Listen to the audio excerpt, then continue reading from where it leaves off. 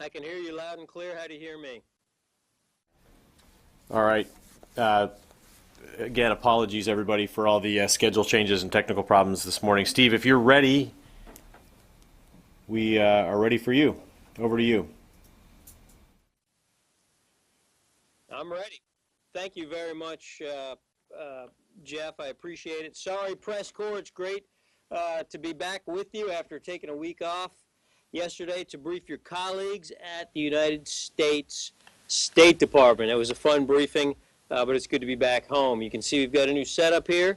We're late because Sergeant First Class Gascott and his trusty sidekick, Sergeant Sale, spent the last hour rebuilding this studio from the ground up. So good work, man. Thank you. So I'm glad we're back together. It's been too long. All right. So I want to give you a briefing on two things today. I'm going to give you a by-the-numbers update that we haven't done in a while, and then I'm going to go through a quick operational update, and then we'll finish up with questions here. So here we go. By the numbers. As of 15 December, the total cost of the operation here in Iraq and Syria thus far has been $5.53 billion. That works out to $11 million per day. So far in the air campaign, we have flown 65,492 sorties, and we have conducted 9,782 airstrikes. That breaks out to 6,516 in Iraq and 3,266 strikes in Syria. Since the beginning of May, coalition strikes have killed approximately 95 senior and mid-level ISIL leaders. We've provided basic combat training for 16,715 personnel, and we have put thousands more through various specialized training programs. And so talking about training, I brought a training video with me, so Divids, please roll the training video. And then you'll have to tell me when it's over. Twist the ABC filter on the ABC mask. 1, 2, 3, 4, 5, 6. 1 point, second point, 3 points.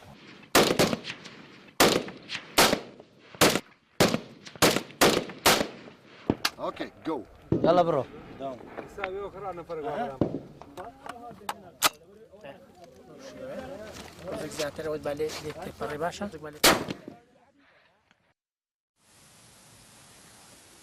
So that's an example of some of the training that we're doing here, and now I'd like to move to the operational update. So Jeff or Tom, please bring up the operational map.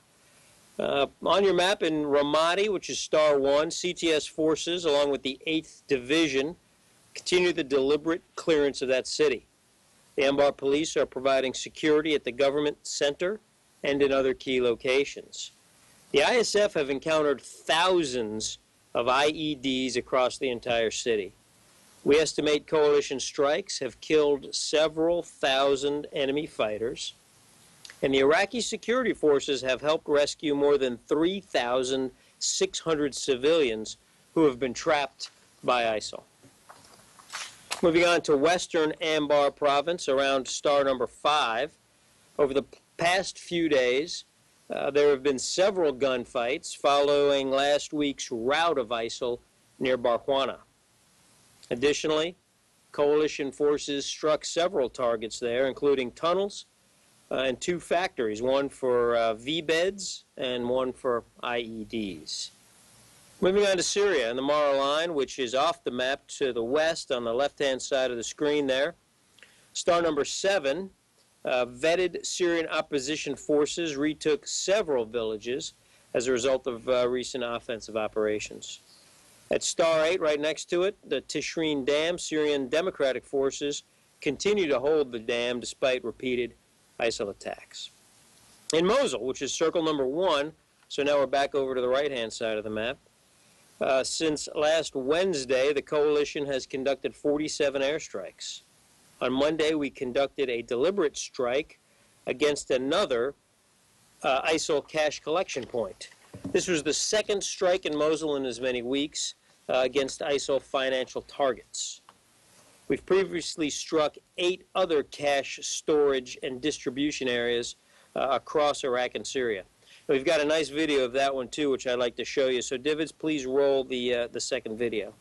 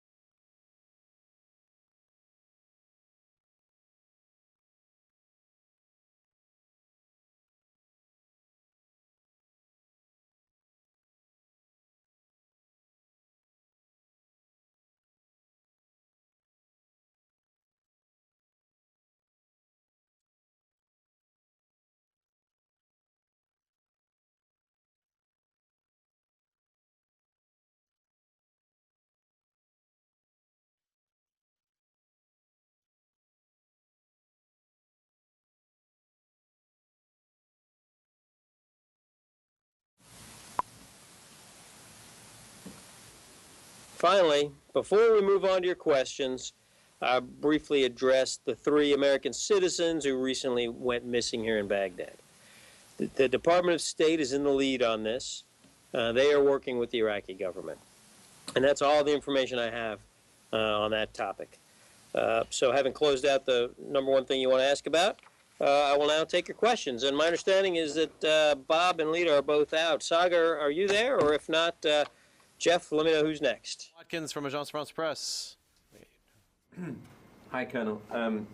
Amnesty had a report today that detailed the systematic destruction by Kurdish forces of thousands of Arab homes in northern Iraq and the forced displacement of thousands of residents.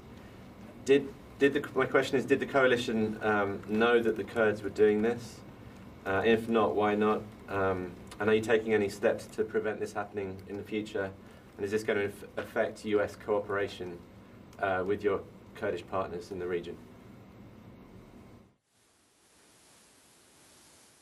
Yeah, sure. Well, you know, the report has just come out. We're still reviewing it in detail. So I'm not going to comment on any of the particular findings, but I can tell you that we take these issues very, very seriously. This is a serious matter. You know, as government forces liberate territory throughout, whether it's in Iraq or in Syria, there's got to be security for all of the civilian population here. That's what we're here for, in order to prevent these types of actions and to prevent those with power from taking advantage of those without, whether it's for crime, for revenge, for vendettas, whatever the case may be. These types of actions, if left unchecked, ultimately hurt the fight against Daesh.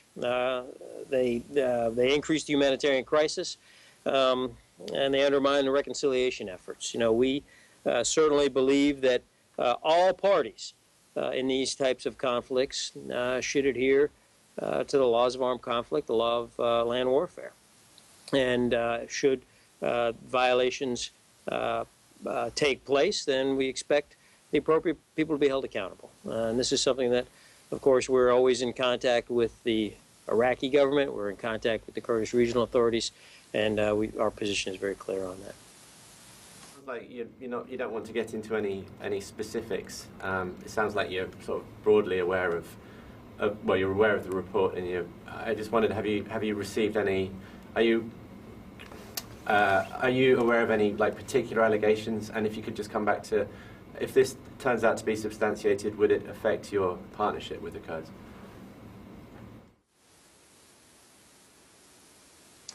Well, you know, again, we have a very small footprint here, right? So we don't have people necessarily in all of these locations. You know, I'm not going to get into how allegations will affect relationships. That's really a question more for Washington. You know, our focus here is to conduct this fight against ISIL, and so that's really where we live. That's, relationships are a diplomatic matter. That's kind of where you'd have to speak to the State Department. Our focus here is the military component of this operation is to find, fix, and finish our enemy, and that's what we're doing. Next to Joe Cabot. Colonel Warren, local reporting in Syria is saying that 2 U.S. hovercrafts have provided ammunition and weapons to Kurdish fighters in the region of Hasaka. Could you confirm that?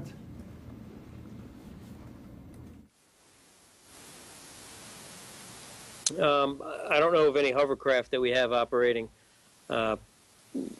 so I can't confirm that. What I'll tell you is that, as you know, we have conducted a resupply of the Syrian Arab Coalition. We refer to them as the SAC. We have resupplied that outfit with an aerial resupply several months ago, and I think we were clear that we would continue conducting resupply to the SAC. So I don't know about any hovercraft, though. So, are you aware of any, if also the same reporting are saying that U.S. Special Forces are using a military base in the area of Milan, south of Hasaka? Are you aware of that?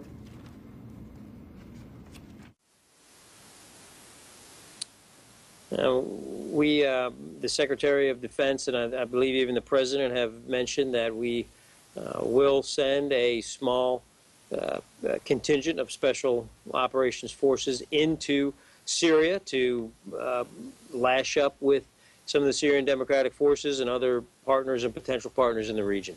That operation is ongoing. But because of the special nature of these forces, it's very important that we not discuss specifically where they're located. And as discussions of where these forces are located bubble up through the press, it puts those forces at increased risk.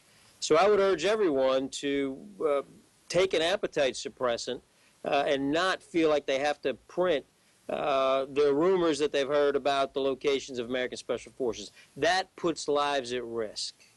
Next question. Someone from Reuters. Sure, Dries from Reuters here.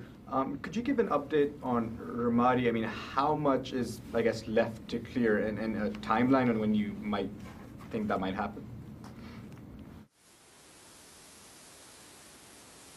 Right. Good question. Thank you. So the Ramadi clearance process it's slow and it's painstaking. They've literally found thousands of booby traps, IEDs, buried explosives, houses rigged to explode with a single tripwire. So it's a very complicated clearance process that goes on, or that's going on.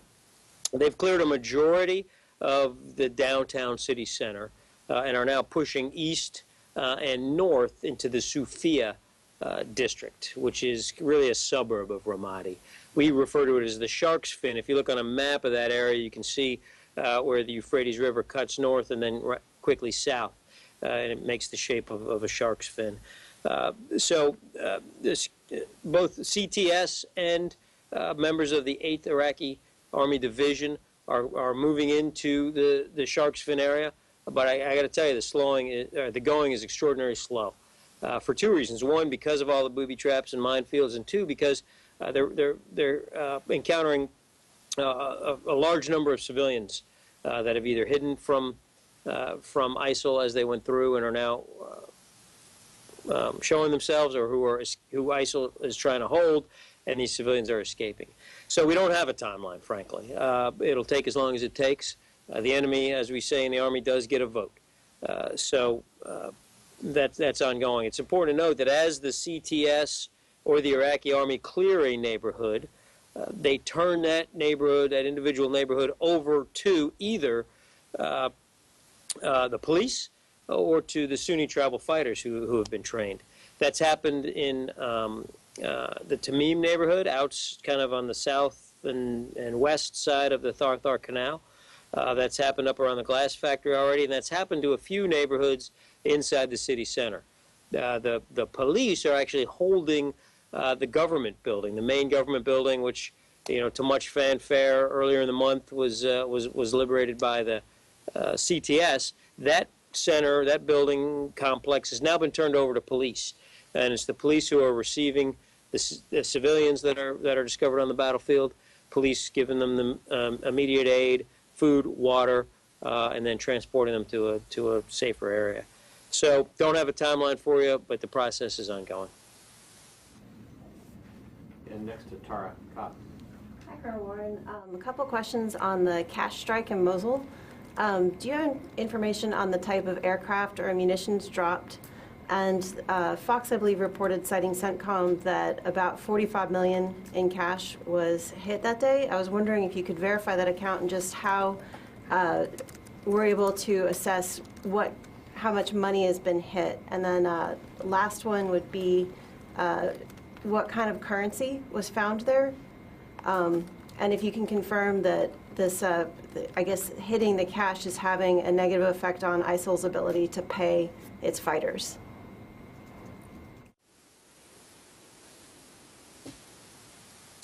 All right, good questions. Thank you very much, Tara. See, so we hit them with GBU 31s and 39s. And what you saw in that video was the second half, the smaller ones, the 250-pounders, the small diameter ones. You saw 3 of them go in there, rapid succession. And you could see 2 things I thought in that video that were, to me, were striking. One was how the building itself caved in on itself, leaving the other buildings nearby relatively unscathed. And then the extraordinary precision, 3 GBUs going, into the same spot in that roof near simultaneously. Amount of money, we don't have an exact count. We know it's in the tens of millions of dollars. Whether or not it was in dollars or dinars or a combination of both, we're not entirely certain. But we do know that we've impacted their ability to pay their fighters in the immediate term.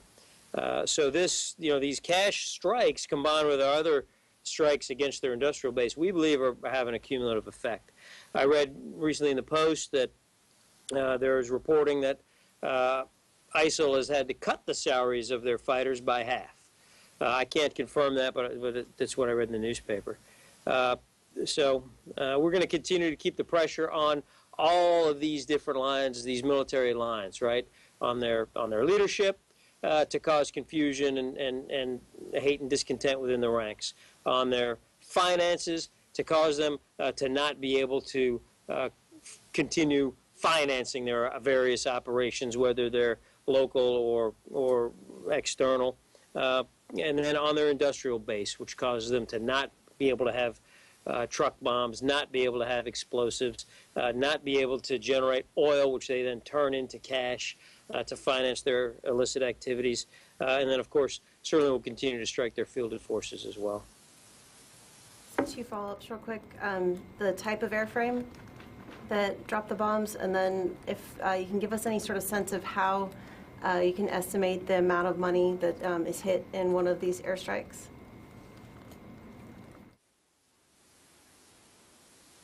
Tara, I don't know the type of aircraft. I just didn't bring that with me. As you know, we're using bombers and fighters and various types. It was piloted, I know that, but whether it was a B-1 or an F-18, I don't know. How do we know? Really, some of it's through, most of it, all of it is through kind of our sensitive intelligence system. So I won't give you any of the details, but we're confident in our assessment. And next to Tom Bowman. Hey, Steve, Tom Bowman with NPR. Secretary Carter said it's likely you'll see more American trainers heading over to Iraq. He's also asking NATO countries to kick in trainers as well. Can you give us a ballpark of how many trainers total will be needed? What will they be doing? And do you expect to have them go to existing bases or to new bases or facilities over there? All right, so the reason we need new trainers or additional trainers is because that's really the next step in generating the amount of combat power needed to liberate Mosul. We know we'll need more brigades to be trained.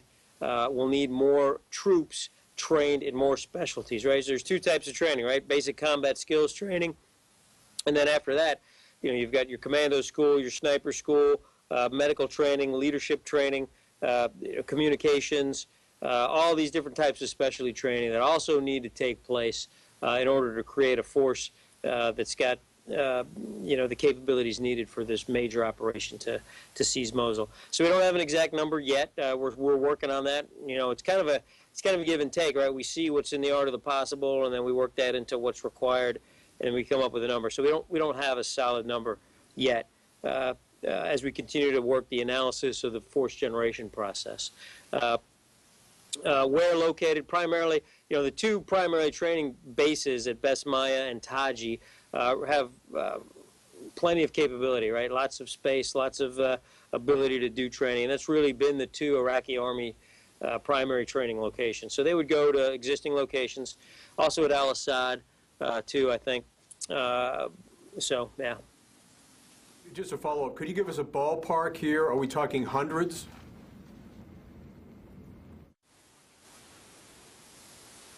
Yeah, it's difficult to say. Certainly hundreds. I think that would probably be at the top end, not thousands, hundreds. But I don't want to commit to that number because really you got to work with the government of Iraq and figure out what their throughput capabilities are going to be, et cetera. So it's just too soon for a number, Tom.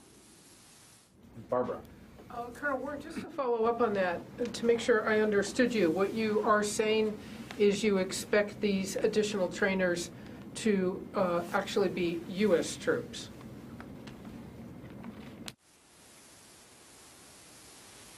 No. The Secretary of Defense is now meeting with ministers of defense of 26 nations right this very moment in Paris, as a matter of fact, to talk to them about increasing the number of troops that they contribute to the training effort. So certainly there will be a U.S. component to it. Additionally, we want to see other partner nations, other members of this coalition, contribute as well. The Secretary of Defense said there are no free rides here. We expect everyone to step up and to contribute as best that they can. If I could follow up, if you're, regardless of nationalities, if you're talking hundreds of additional troops, doesn't this then spark an additional requirement for additional troops for support for them? It's not just hundreds of trainers. It would be even more troops than that to support them. Right. I mean, there's always a balance. And there's strange tripping points, so as a base of support can provide support to a certain number of troops. And then as that troop number grows, that base of support can stay flat for a while, but then at some point it too needs to expand. So again, back to my earlier point, it's just too soon to kind of get into the numbers game. What we have to do now is figure out what's in the art of the possible. We have to continue our analysis on the force generation process, and then make some decisions on how much additional trainers, supporters, advisors, assisters, et cetera, can be brought in. We just have to come up with a number that makes sense. We're just simply not there yet. Ask a real quick money strike follow-up question. Are you yet seeing any evidence of ISIS reacting to these strikes on their financial depots by moving their cash around, trying to disperse those financial assets and stockpiles?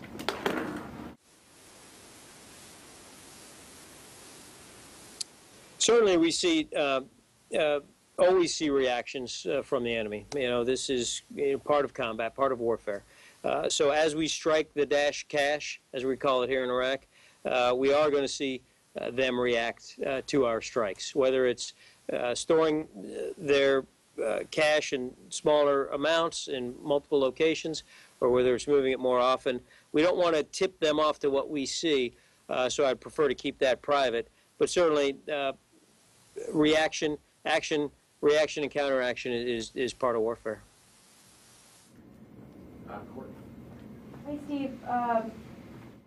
I wanted to ask about something separate, but just one follow-up on the on Mosul. Have you seen any estimates of how many additional Iraqi security forces will have to be trained before that operation begins in Mosul. Presumably this is before the clearing phase of Mosul, right, as opposed to the isolation phase begins? That you need these additional troops? Right. So, right. We think we're going to need, in the neighborhood of 8 trained brigades, but that's adjustable. So we know we've got 3 trained now. There's some others in the pipeline. We're looking for 2 Peshmerga brigades to coalesce so that they can get trained. So several more brigades is the short answer to your question. I know that you said that State Department has the lead on the 3 American citizens, but just from the U.S. military side, are there is there like a quick reaction force or anything that's been stood up in case the State Department or the Iraqis or anyone gets word on where these people are and they need to be rescued? And is that, I'm assuming that falls under some rules of engagement, that the U.S. military can do that, right? That you would be able to have you would have the ability, the right to go in and rescue these American citizens. Does that fall under any kind of rules of engagement? Yeah, Courtney, I'm going to have to register no comment on that one. I simply am not going to discuss it. It's the first time you've ever said no comment to a question I've asked. Next, David Martin. So, Steve, on these strikes against the cash centers, as I recall, the first big one in Mosul required you to accept a risk of a fairly high number of civilian casualties, like 50. Did this most recent strike require you to accept a higher number of civilian casualties than usual? And if the total now is 9 distribution centers hit, which I think is the math, is there any estimate on civilian casualties from hitting those cash centers? Yeah. So every time we receive credible allegations, obviously it goes through the investigation process. I'll tell you, yes, we were prepared to accept civilian casualties in conjunction with this cash strike. It's tragic, and it's not something that we want to do. One of the burdens of command is to weigh the military value of a target versus the potential for civilian loss of life and the potential for collateral damage. And so these are tough decisions that commanders have to make. So yes, we were prepared to accept some civilian casualties in association with this strike. If there are investigations ongoing, we need to let those continue. I'll tell you, our initial estimate is that any civilian casualties were extraordinarily low, single digit. So we always mourn the loss of civilian life, but we believe that the accuracy and the measures that we take to ensure the lowest number of civilian casualties possible are appropriate. Yeah, that's it.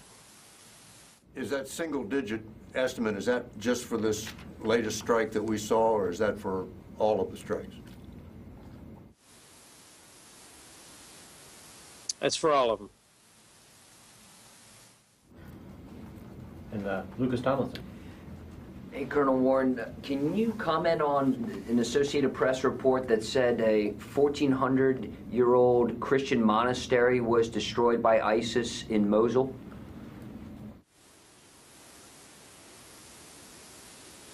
I have not seen that report, Lucas. I'm sorry, but what I would tell you is, this enemy has proven time and again its ruthlessness, its barbarity, its willingness to destroy everything from human life to civilian supporting infrastructure to cultural artifacts, with absolute disregard for history, for humanity, or for anything that approaches decency. So, I mean, this really is a battle of savagery against decency. So while I have not seen that particular report, it would meet the pattern that this enemy has established.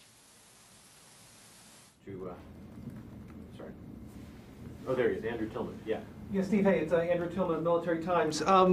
First, as we talk about expanding the number of trainers for potentially a Battle of Mosul, what is the status of the conversations with the Iraqi government in terms of, I don't think they have logged a request for that yet, have they? And can you tell us what conversations between General McFarland and the government have been like? And also, if I could ask you to characterize a little bit of what that operation will look like. I assume it would be moving north from Beiji. Has the Iraqi forces, are they operating at all much north of Beiji, or is that a pretty hard line at this point between ISIS and Iraqi forces?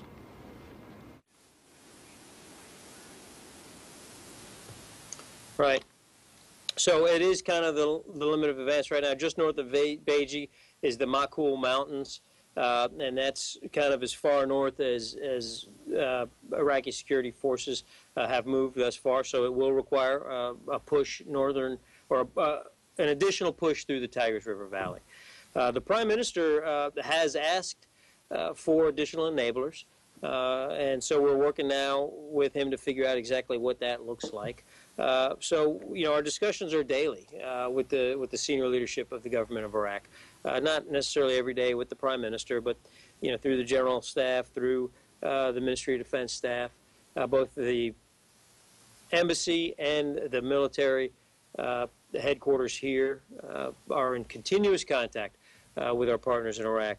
So, you know, again, to go back, you know, we haven't quite shaped exactly what additional enablers, what additional trainers are going to look like.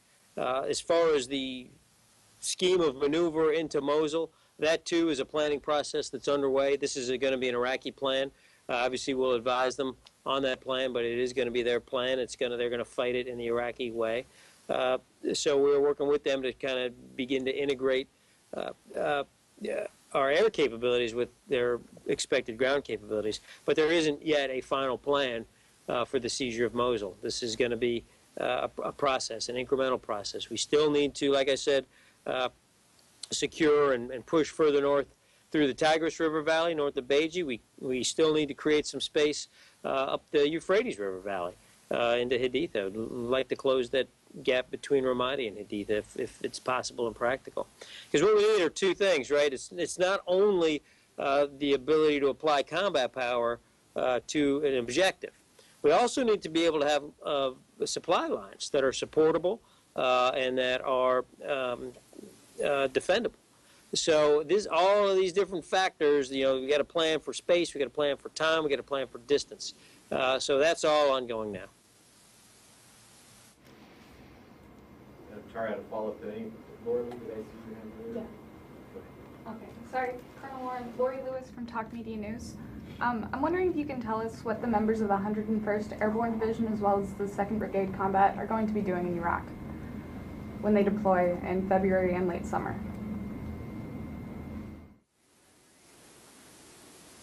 Sure. We look forward to General Valesky and the Screaming Eagles out of Fort Campbell, Kentucky, arriving here. They are going to replace the members of the 82nd Airborne Division who have been here for almost 1 year, or 9 months, I guess. So the 82nd Airborne Division, which has provided the advise and assist and well, really they've been the CFLIC, right, the Combined Forces Land Component Command. They've been the CFLIC headquarters, the two-star headquarters underneath the Joint Task Force. So the 101st Division will replace the 82nd Airborne Division. It's a routine rotation of troops. The 2nd Brigade of the 101st is going to be the advise and assist, really the meat of the advise and assist effort here inside of Iraq.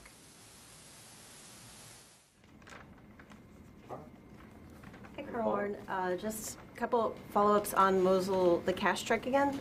Can you confirm that there have been 9 total strikes against cash distribution facilities? And then maybe as a takeaway, if you could give us kind of a ballpark estimate of how much cash you estimate has been destroyed in those airstrikes?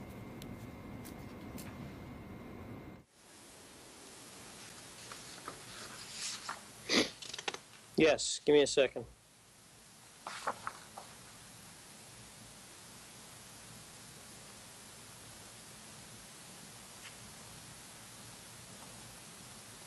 Yeah, so total of 9, 8 plus the one 2 days ago, that's 9. We don't have an exact figure on, we don't have an exact dollar figure for how much cash has been destroyed. We believe it's in the tens of millions, which is a significant amount of money, particularly for an outfit that has to operate with only cash, as this organization has to do. So, yeah, 9 total and tens of millions. The tens of millions is total for all 9 airstrikes? Because I think what you'd said earlier is that maybe the one airstrike 2 days ago had been tens of millions as well.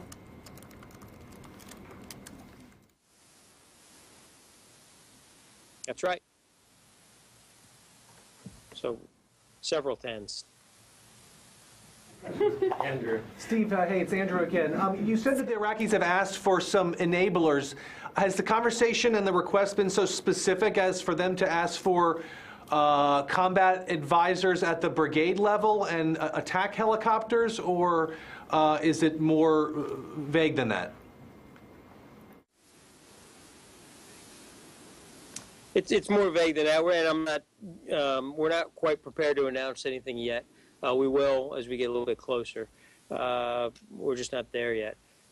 So, one thing we know that they're looking for, that they really, some notable gaps that they have include ISR capabilities and logistics capabilities as an example.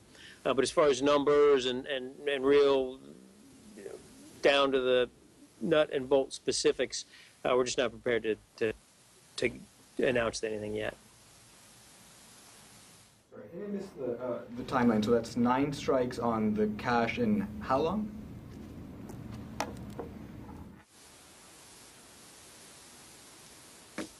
I gotta go back and look at my opening statement. Hold on.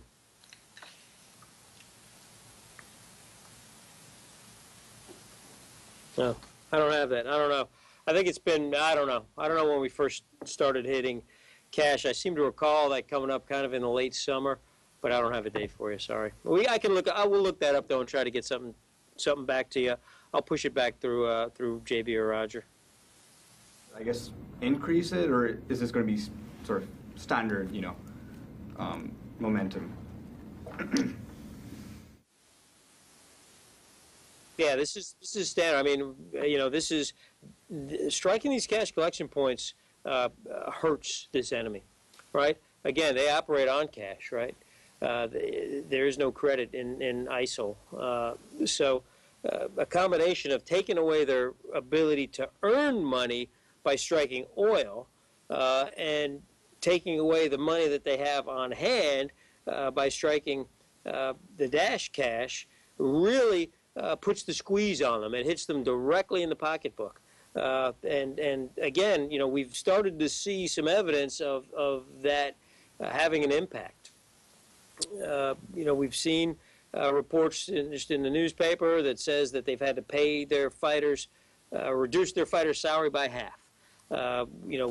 So we believe that continuing this pressure on both the oil, on their actual money itself, is going to, over time, really begin to eat away at their ability to continue their operations. Lucas, you want to follow? Just a quick one, Colonel. How many ISIS fighters do you estimate are in Mosul, and will Iranian-backed militias be participating in the ground offensive in Mosul?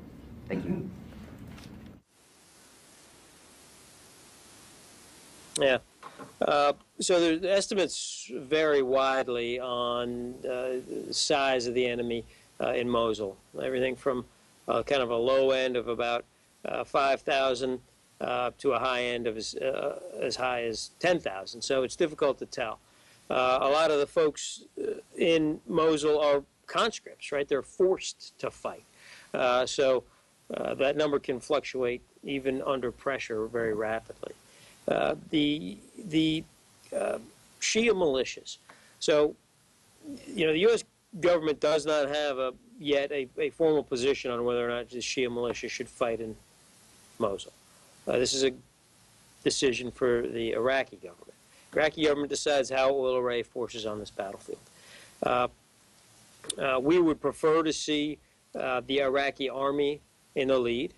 It's our belief that the Iraqi army should be the centerpiece of the Iraqi security apparatus. But these are decisions for the government of Iraq to make in the end.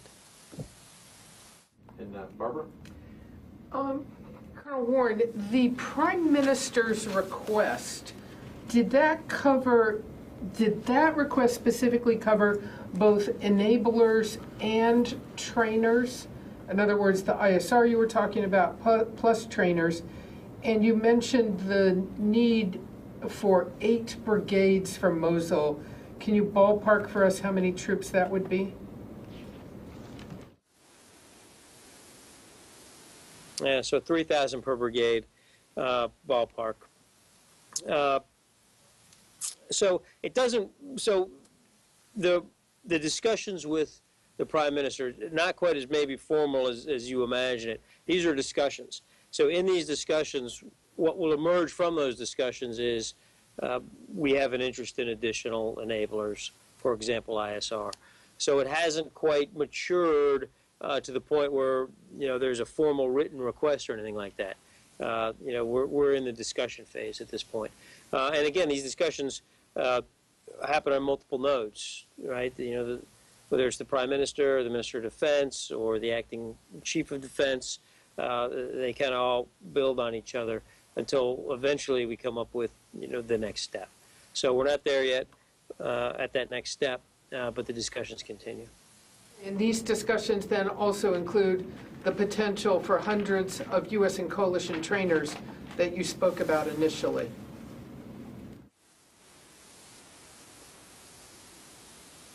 Correct. Every enabler comes with some personnel, of course. So yes. And another quick follow-up from Tara. All right, this is short, I promise. The cash strikes for both Iraq and Syria?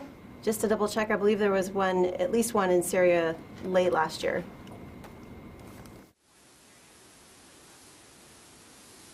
We have struck cash collection points in both Iraq and Syria. Courtney. Just one more quick one on Mosul. Well, just for perspective, you said you need 8 brigades in Mosul. How many were used in Ramadi? Like 2 or 3? Yeah, really. So again, 8 brigades for the assault into downtown Mosul. It'll be more in the supporting roles. Same with Ramadi. There were nearly 10,000 total troops, but really it was a battalion of CTS that crossed the Tharthar Canal and penetrated into downtown Ramadi. So the battlefield calculus gets complicated, but essentially a force, I guess the ballpark, Mosul is probably 4 times the size of Ramadi, so if that helps. There were really 2 kind of brigades active, fully really at the kind of the leading edge of the fight inside of Ramadi, and we expect we'd need, substantially more in Mosul. Okay, last call. Steve, we thank you very much for your time and your flexibility today. We hope we didn't cut into your chow time there, and then that you're still able to get it. And we look forward to seeing you back here next week. Thank you. I want to particularly thank Courtney Cuby for giving me the opportunity to issue my first no comment on camera. Thanks, you guys. We'll see you next week.